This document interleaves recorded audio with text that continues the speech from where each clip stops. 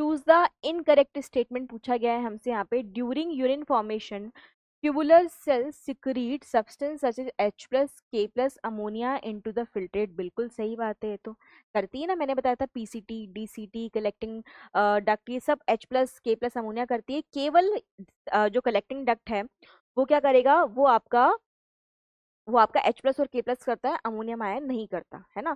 Otherwise तीनों तरह की टिब्यूल दोनों तरह की टिब्यूल तो H plus K plus ammonium तीनों करेगी। केवल कलेक्टिंग डक्ट है जो आपका क्या करती है, जो आपका अमोनियम आयन नहीं करती है, ठीक है। अदरवाइज सिक्रीशन होगा ट्यूबुलर सिक्रीशन इन तीनों का, तो ये तो सही है। Glomerular filtration rate is 180 litres पर आर नहीं है यहाँ पे, पर डे आएगा, ठीक है। तो यही वाला स्टेटमेंट हमारा रॉन्ग हो जाएगा।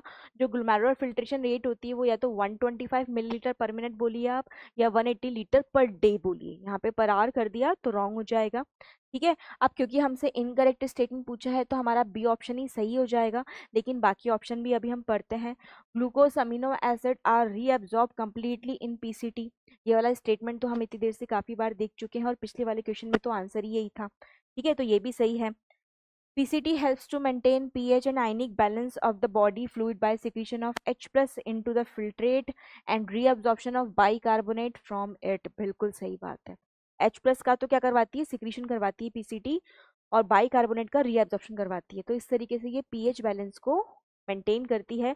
तो डी वाला ऑप्शन भी, मतलब ये जो स्टेटमेंट है ये भी सही है। अब क्योंकि इनकरेक्ट स्टेटमेंट पूछा था तो बी वाला ऑप्शन हमारा करेक्ट हो जाएगा। क्वेश्चन की कैटेगरी मीडियम कैटेगरी।